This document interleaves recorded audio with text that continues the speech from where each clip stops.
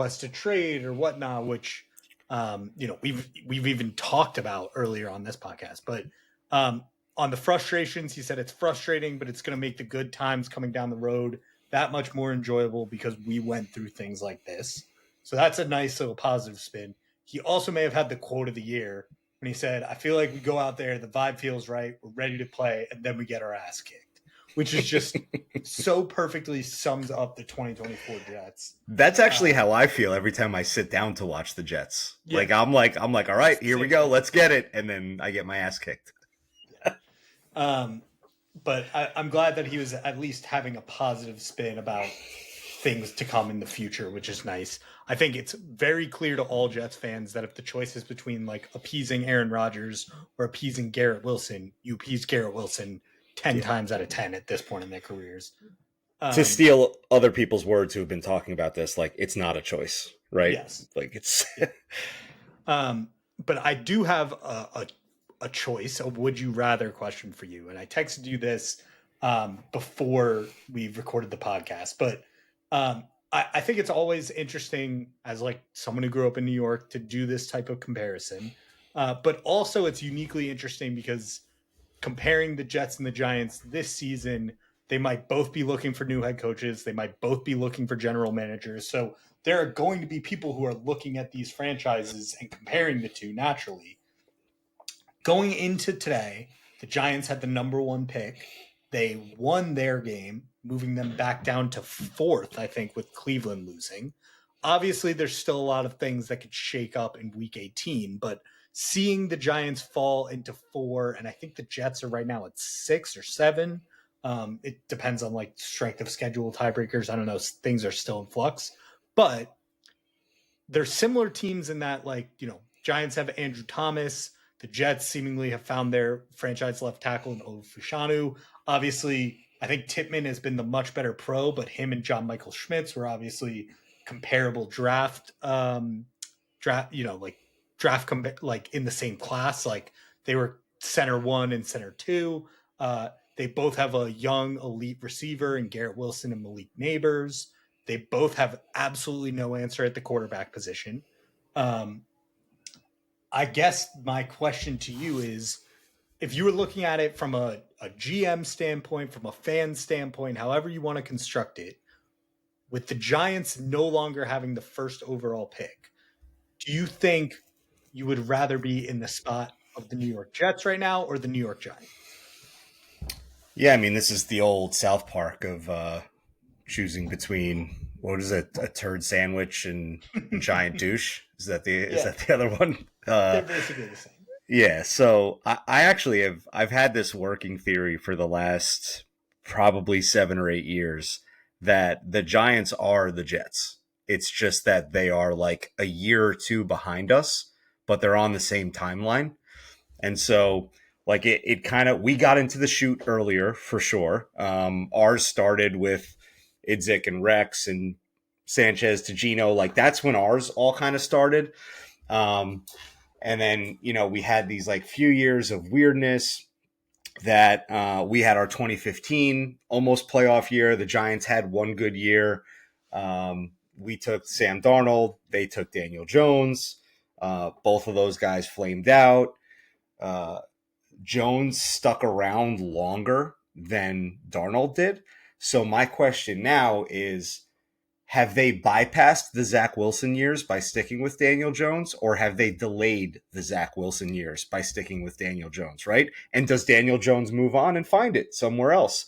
Probably not, right? But like, you kind of see where I'm getting at with this timeline, right? So there's a lot of parallels. There's so many parallels, like clueless coaches coming through the doors. Like there's a lot of parallels. The meddlesome owner, like there's a lot of stuff going on that are very similar. And so I guess Hard Knocks, exactly. So the question is, like, if they take Shador or Cam Ward at, let's say, 2, right? Does it continue to support that theory? And will they have a couple bad years of a young guy? And then do they go get somebody like, I don't know, I'm trying to like even project who could be a late veteran that's available at the end of his career in 2 or 3 years, but like maybe a Stafford shakes free in a couple years, or if Kirk Cousins is still banging around in a couple years, like, do they hop on that after they try the young guy and it doesn't work? And so I think when you frame it like that, and I'm trying not to be a homer here, but I genuinely do think that we're kind of operating on the same timeline and we're a couple years ahead of them. I think I'd rather be the Jets. I think they have more talent around the roster. Look, Malik Neighbors is awesome. I'm not going to deny that. I like Tyrone Tracy a lot. They have a left tackle. They made a couple good additions to the offensive line in free agency last year, and Illuminor and Runyon.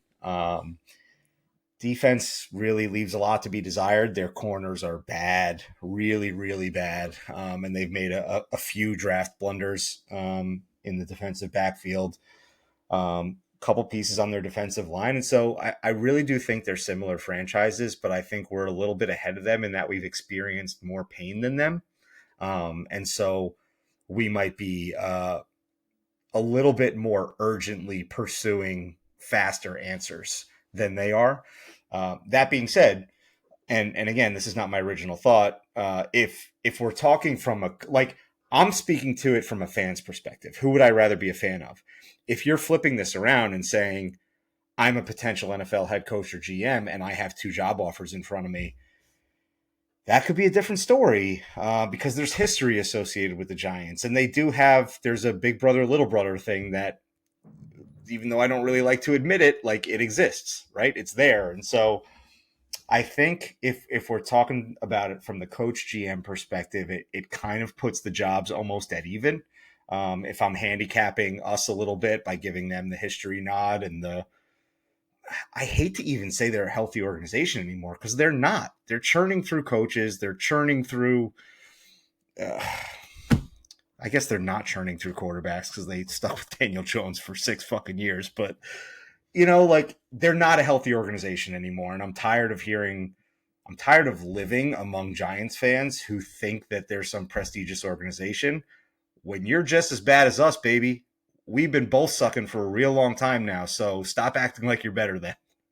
Super Bowls cover a whole ward of sins. It's essentially what it boils down to. That's true. It's getting 2 Super Bowls in my lifetime, 3 maybe Super Bowls in my lifetime. It covers up a multitude of sins for the Giants. And I get it. I wish I were in the same boat. But I do think from a looking at the job standpoint, I guess it depends how you feel about these quarterbacks in this class. Because the Jets are a quarterback needy team again too. And but they're both like the Giants will have an easier path to getting one from this class. I don't necessarily know if you're a new GM coming into the job, if that's the sort of resource allocation you want to tie yourself to. And it may be something where the Giants have already decided that they are for sure doing it and the Jets might not. The Jets may explore some other avenues of opportunity. I think defensive line, the Giants probably have a nod when they're fully healthy, although the Jets obviously have a lot of pieces too. I think defensive backfield, like you said, is clearly in the Jets' favor.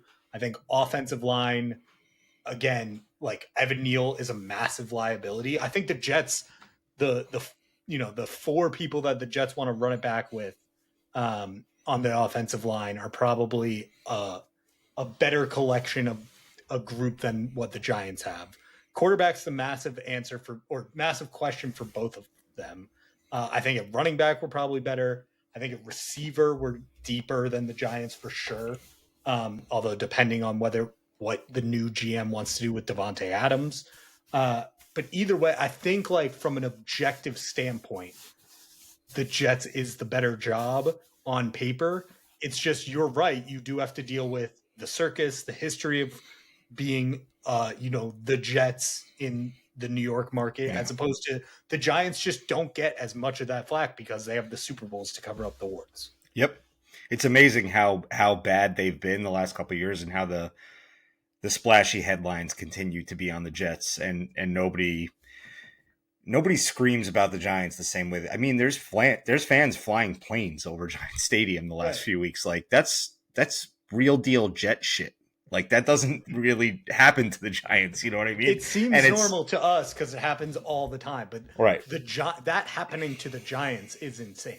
It's a big deal. It's crazy. And you brought up Evan Neal. Evan Neal's another parallel we could draw, him and Mekhi Becton, or you could even say Eric Flowers and Mekhi Becton, because I think Eric Flowers eventually moved on to another team and got moved to guard and played pretty well, kind of like Becton's doing now. So, yeah, I mean, the parallels there are endless. I think at the end of the day, I'm a Jets fan, so I'm going to lean towards the Jets on this one. But like I said, back to the beginning, giant douche and a turd sandwich here. Yeah. This is what it comes down to in week 17, folks. All right. Well, any final thoughts on this week before we wrap? No, I think it feels merciful, and I've been saying that for a few weeks, but it feels merciful that it's coming to an end. We're close enough to the end now where I'm starting to feel less like bad for myself that I have to endure it, and I'm more now like turning an eye toward the future. Like, hey, it's pretty cool that like in about a month we might know who our head coach is, maybe less than that, right? We might know who our GM is. We might kind of start to get a feel for where we're going in the draft. We might understand what the plan is in free agency. We might have an answer about Rodgers. So I'm starting to move on from just like, holy shit, I can't believe I have to sit through this again, to a little bit of, I don't know if optimism is the right word, but at least expectations of like the things that are coming down the road and the new league year starting and all that good stuff. So I'm really looking forward to turning the page. The game next week against Miami is going to be unwatchable. Feels like we've played Miami the last week of the season in a completely meaningless, unwatchable scenario so many times. And I think it'll mean a little something for Miami because they're still in the hunt technically, but it's just going to be a brutal game to watch. But it'll be nice to turn the page after. Here's an interesting last rooting question. Would you rather, because the Jets are not, would you rather the Jets have a top 5 pick, lose, Miami makes the playoffs, or the Jets fall back to number 9 or 10, but they knock Miami out of the playoffs? Oh, man. I mean, you know how I am about tanking. But I don't give a shit about Miami making the playoffs. Go, make the playoffs. You're going to get bounced round 1. You stink. You're not good. So, like, I'm not worried about you, right? Like, go have fun in round 1 of the playoffs. I don't care. So, while I'm not going to go out there and be pissed off if the Jets knock them out because we improved our, or slid down in the draft, like I said, you know how I feel about tanking. I feel weird about rooting for losses, but yeah, I don't give a shit about Miami being in the playoffs. Go. I don't care. I will be actively rooting for the Jets to win the game and lose draft position in order to keep the Bengals or to keep the Dolphins out of the playoffs for 2 reasons. One, like if the Broncos are beating the Chiefs, I'm going to root for the Jets to lose because that's funnier. Miami beating us and still not making the playoffs. If the Chiefs are beating the Broncos, I'm going to be rooting for the Jets to beat the Dolphins to A, keep the Dolphins out of the playoffs because that's then funnier, and B, set up a first round matchup where it's Josh Allen versus Joe Burrow in the wild card round of the playoffs. So that I think would be very entertaining. Where I do agree that I want Burrow in the playoffs. Like it's not going to feel right if he's not there. I also think like I very much don't want the Bills to win the Super Bowl as a Jets fan. And I think giving Josh Allen a path of the Bengals, the Ravens, and the Chiefs to get there would certainly make a bunch of people shut up if he were able to get there. But that's my thought on the situation. I mean, as opposed to giving him a gimme game against Miami. You're just begging me to remind you that Josh Allen stinks. And he's not going to win anything, and we don't have to worry about anything. He's going to piss down his leg in the playoffs like he always does. We're all good. We'll see. All right. We will be back next week as the Jets put the final nail in their coffin of the season, week 18 against the Dolphins. Thanks for listening. Peace. Thanks, guys.